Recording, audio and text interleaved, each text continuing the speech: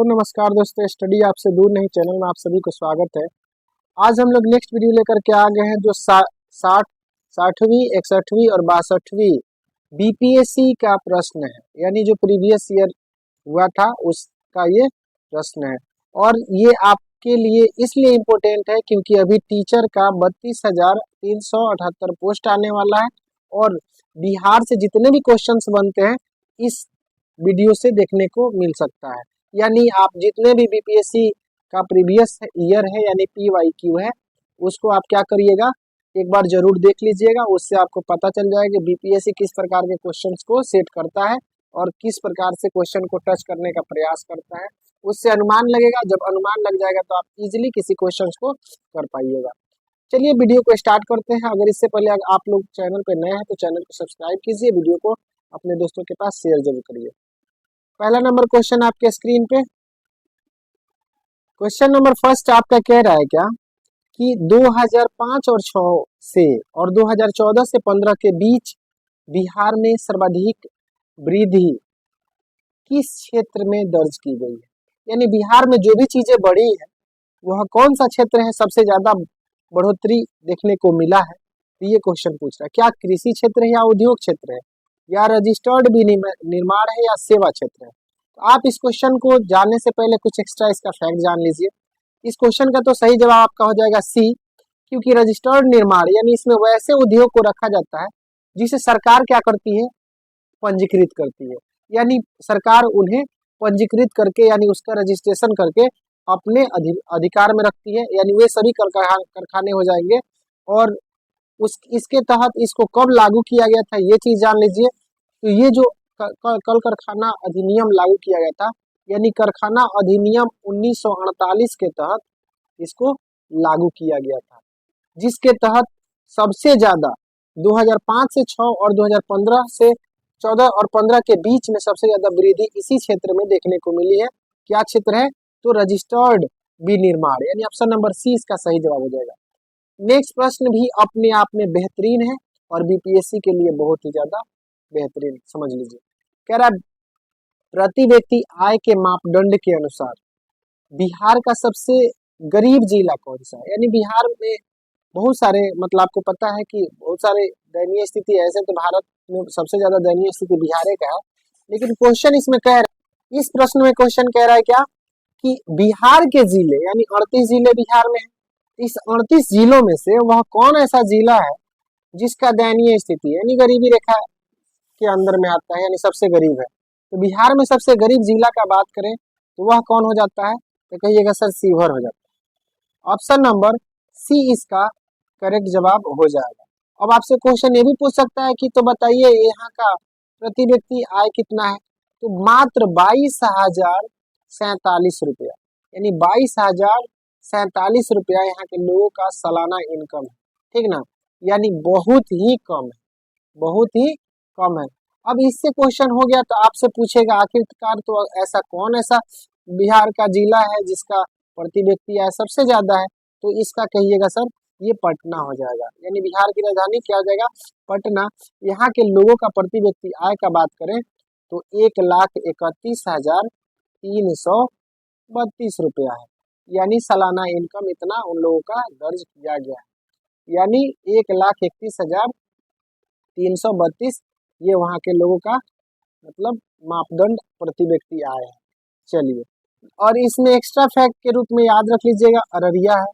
यानी अररिया के बारे में बात करें तो अररिया का स्थापना जो हुआ था, कहिएगा सर अररिया का स्थापना 1990 में किया गया था और ये पूर्णिया से अलग हुआ था। किससे अलग हुआ था, तो ये पूर्णिया से अलग होकर के अररिया 1990 में बना था। बात करें पूर्णिया का, तो पूर्णिया का स्थापना कब किया गया था, तो 14 फरवरी 1770, यानी 14 फरवरी 1770 में पूर्णिया, मतलब अंग्रेजों के शासन काल में समझिए कि लगभग क्या था, ये अपना एक मतलब जिला के तौर पे इसे जाना जाता था और उसी समय से था, उसमें से आपका निकला अररिया 1990 में। उसके बाद बात करते हैं कि आपका गया है, तो गया स्थापना दिवस कब मनाया जाता है, तो कहिएगा 1865 ईस्वी में।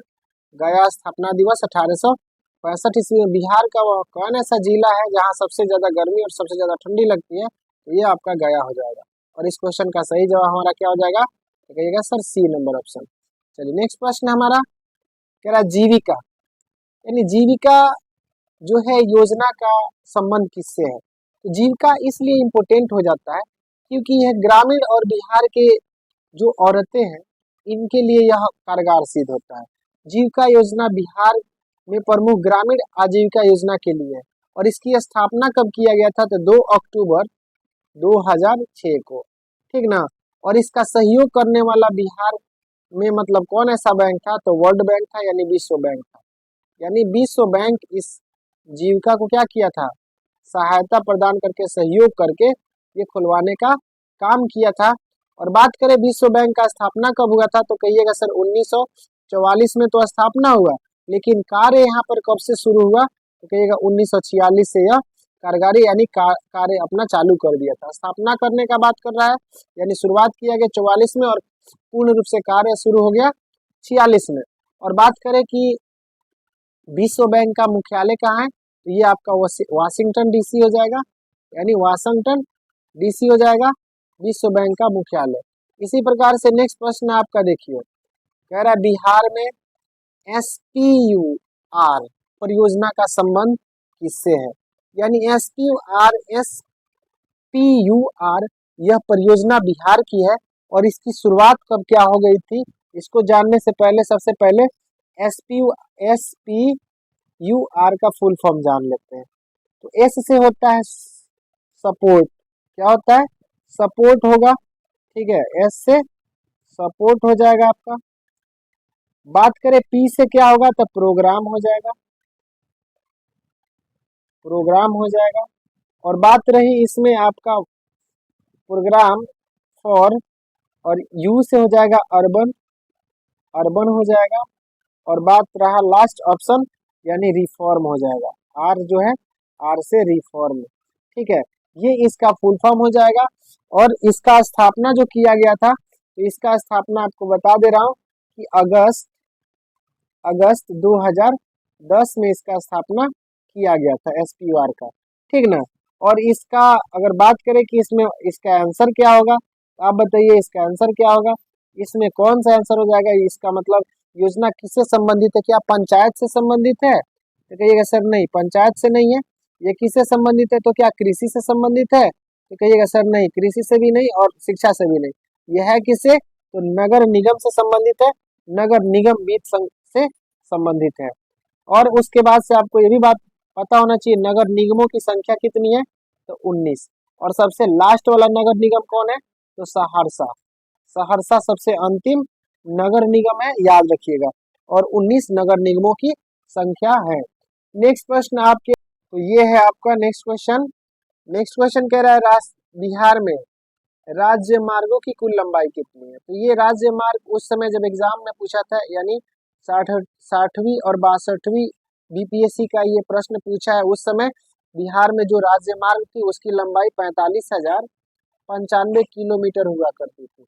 लेकिन ये डाटा अभी चेंज हो गया है, अभी 5,947.84 किलोमीटर हो गया है, ठीक ना। तो इसलिए ये डाटा क्या हो जाएगा? चेंज हो जाएगा। और आपको ये चीजें याद रखना है, उस समय क्या थी? 45,000, यानी ऑप्शन नंबर सी। अभी आपको याद रखना है 5,947।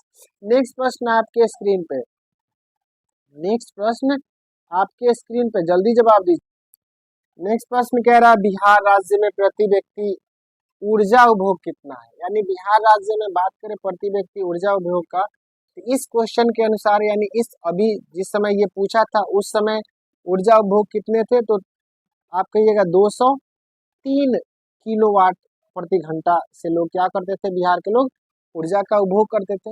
लेकिन ये डाटा बदलते गया, समय समय पर बदल गया, यानी 2014 में और 15 में ये हुआ करता था, यानी 2014 और 15 का ये डाटा है, 2015 और 14 का डाटा है। और बात करें 2019, यानी 2019 से 20 में, यानी 19 में इसका डाटा था 332 किलोवाट घंटा, ठीक है। वहीं बात करें अगला कि 2024 में कितना था? 2024 में 350 था, 350 किलोवाट घंटा। ठीक है, वही बात करें आपका कि 2024-25 का बात कर रहे हैं, 2024 और 25 का बात करें तो उस समय ये 363 किलोवाट घंटा हो चुका है। तो ये आप लोग करंट डाटा जरूर याद रखिएगा, 363 वाट घंटा यानी लगभग 350 से 450 के बीच में ये डाटा आपका आएगा। और इस प्रश्न का सही जवाब हो जाएगा ऑप्शन नंबर बी। नेक्स्ट प्रश्न आपके स्क्रीन पे और बहुत ही इंपॉर्टेंट क्वेश्चन है, कह रहा है बिरसा मुंडा कब पकड़ा गया। आपको पता होना चाहिए बिरसा मुंडा जो है बहुत ही बेहतरीन उस समय अपने समय काल का एक मतलब क्या कहते हैं देश के प्रति और अपने जनता, अपने दोस्तों और अपने मतलब क्षेत्र के प्रति बहुत अच्छा लड़ाई कर रहे थे। बिरसा मुंडा को 3 फरवरी कब, तो 3 फरवरी 1900 में क्या कर लिया गया, पकड़ लिया गया। और इसे पकड़ने के लिए ब्रिटिश सरकार ने पता है ना 500 रुपए का इनाम घोषित किया था कि जो पकड़ लेगा इसको तो उन्हें 500 रुपया इनाम दिया जाएगा। तो जाकर के ये पकड़े जाते हैं 3 फरवरी 1900 में और इनको 25 ये लगभग अपने 25 वर्ष की उम्र में ही क्या हो गए थे, इनका डेथ हो गया था और ये स्वर्ग सिधार कर गए थे।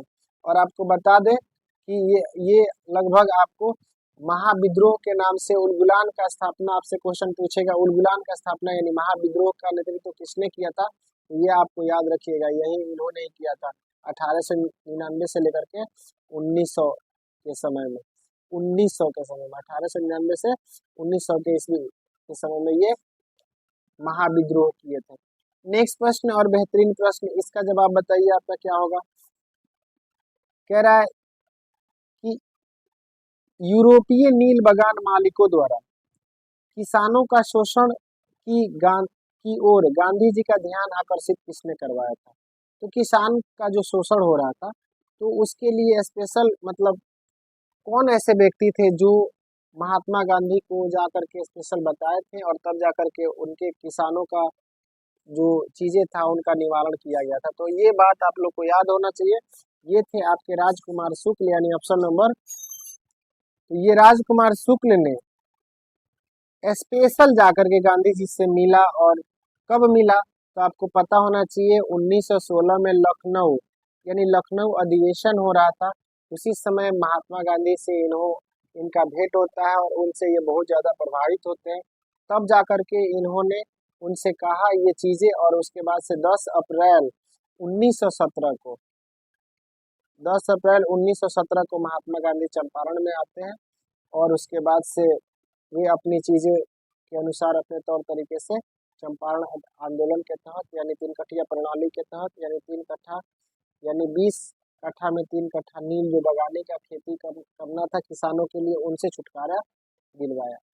चलिए नेक्स्ट प्रश्न और आपके लिए बेहतरीन प्रश्न कह रहा है असहयोग आंदोलन के दौरान, असहयोग आंदोलन के दौरान 20 दिन पहले पटना कॉलेज किसने छोड़ा था, यानी उनका 20 दिन में एग्जाम होने वाला था यानी परीक्षा होने वाला था और ये व्यक्ति कोई नहीं हो सकते हैं none other than he is also JP Narayan यानी जयप्रकाश नारायण, जिसे संपूर्ण क्रांति के नाम से भी जाना जाता है। इन्होंने क्या किया था 20 दिन पहले एग्जाम होने वाला था इनके कॉलेज में, उस समय इन्होंने 20 दिन पहले क्या किया एग्जाम को पोस्टपोन करके छोड़ करके उसके बाद से महात्मा गांधी के असहयोग आंदोलन में शरीक हो गए, मिल गए। और जयप्रकाश नारायण का जन्म का बात करें तो 11 अक्टूबर 1902 ईस्वी में हुआ रहता है और ये बिहार के सिताब दियारा में पैदा हुए थे। और गांधी जी के जब असहयोग आंदोलन हुआ तो इन्होंने अपने स्कूल कॉलेज और गांधी जी ने स्कूल कॉलेज के लिए बहिष्कार भी किया था, तो इन्होंने जब सुना तो उनमें जाकर के क्या हो गए पार्टिसिपेटेड हो गए। चलिए नेक्स्ट प्रश्न आपके स्क्रीन पे और बेहतरीन प्रश्न भी अपने आप में, अखिल भारतीय फॉरवर्ड ब्लॉक की स्थापना के लिए सुभाष चंद्र बोस से कौन जुड़े थे, यानी अखिल भारतीय जो फॉरवर्ड ब्लॉक बनाया गया था तो इसका स्थापना तो आपको पता है कि 3 मई में किया गया था यानी 3 मई 1939 में सुभाष चंद्र बोस के द्वारा किया गया था। लेकिन इनका सहयोग देने वाले व्यक्ति कौन थे, तो आप कहिएगा सर ये श्रील प्रभु याजी थे, यानी श्रील प्रभु आरजी यानी ऑप्शन नंबर बी इसका सही जवाब हो जाएगा। नेक्स्ट प्रश्न आपके स्क्रीन पे, और एकदम फटाफट हम लोग करते हैं। असहयोग आंदोलन के समय अपनी लाभप्रद वकालत किसने छोड़ दिया? यानी उन्हें विभिन्न प्रकार के पैसे मिलते थे। अब देखिए, कोई जॉब में है, लाभप्रद जॉब पे है, उसको पैसे मिल रहे हैं, उसको छोड़ करके उन्होंने असहयोग आंदोलन का क्या किया? असहयोग आंदोलन का समर्थन किया और अपना सब कुछ छोड़ करके उसमें जुड़ गए। तो वह कोई नहीं थे, वो भारत के प्रथम राष्ट्रपति हुआ करते थे, जो बिहार के लाल थे। और उनका जन्म का बात करें तो 3 दिसंबर 1884 ईस्वी में जीरादेई सिवान बिहार में हुए थे। और इनके पिता का नाम का बात करें तो महादेव सहाय थे, और माता जो थी कमलेश्वरी देवी थी। इसी के साथ नेक्स्ट प्रश्न हम लोग देखते हैं, उदंतपुरी शिक्षा केंद्र कहाँ स्थित है? देखिए, उदंतपुरी विश्वविद्यालय, उदंतपुरी विश्वविद्यालय आपको पता होना चाहिए बिहार में ही है। और इसका स्थापना करने वाले कौन थे? इसका स्थापना करने वाले कहिएगा सर, पाल वंश के थे। पाल वंश के थे। पाल वंश के कौन थे? गोपाल प्रथम थे। कौन थे? गोपाल प्रथम। यानी पाल वंश के संस्थापक गोपाल प्रथम ने ही उदंतपुरी विश्वविद्यालय की स्थापना बिहार में किया था। और बिहार शरीफ वर्तमान में, पहले उस समय इसका नाम क्या हुआ करता था? बिहार शरीफ। अभी वर्तमान में बिहार शरीफ का नाम क्या पड़ गया है? तो नालंदा है। नालंदा, ठीक है, नालंदा हो गया। और लगभग 8वीं शताब्दी में ये क्या हुआ था? बना हुआ था। चलिए नेक्स्ट प्रश्न आपके स्क्रीन पे, इसका जवाब देने का प्रयास कीजिए। कह रहा है, बिहार का प्रथम मुस्लिम विजेता कौन था? यानी वह कौन ऐसा मुस्लिम शासक था जो बिहार को पूर्ण रूप से जीत लिया था, यानी अपने अधीन कर लिया था? तो वह तुर्क का एक सेनापति था, जो 1202 से लेकर के 1203 में आक्रमण किया था और बिहार को पूर्ण रूप से जीत लिया था। वह कोई नहीं था, वह था Bakhtiyar Khilji. Option number B इसका सही जवाब हो जाएगा। नेक्स्ट प्रश्न और बेहतरीन प्रश्न, इससे बहुत ज्यादा क्वेश्चन पूछा है। कह रहा है, कर्नाट वंश का संस्थापक कौन थे? यानी कर्नाट वंश जो था, यह किसके द्वारा स्थापित किया गया था? इसके संस्थापक कौन थे? तो नान्य देव। याद रखिएगा, ऑप्शन नंबर बी कन्ना, यानी कर्नाट, यानी कर्नाटक का जो थे नान्य देव थे। और इसका अंतिम शासक का बात करें तो हरि सिंह हो जाते हैं अंतिम, यानी लास्ट। लास्ट शासक कौन हो जाते हैं? हरि सिंह हो जाते हैं। चलिए नेक्स्ट प्रश्न हम लोग देखते हैं, नालंदा विहार को विध्वंस किसने किया था? यानी नालंदा जो विहार था, इसको किसने बिल्कुल से नास्तो नाबूद कर दिया था? तो वो कोई नहीं था, आपको अभी जस्ट हम बताए हैं, बिहार को जीतने वाला एक व्यक्ति था। उसी ने नालंदा विश्वविद्यालय को तहस नहस कर दिया था, जिसका नाम था Bakhtiyar Khilji. Option number B इसका सही जवाब हो जाएगा। और ये किसके द्वारा नालंदा विश्वविद्यालय बनाया गया था? तो आपको पता होना चाहिए, ये गुप्त वंश के एक शासक हुआ करते थे, जिनका नाम था कुमारगुप्त प्रथम। यानी कुमारगुप्त प्रथम के शासन काल में नालंदा विश्वविद्यालय का निर्माण किया गया था।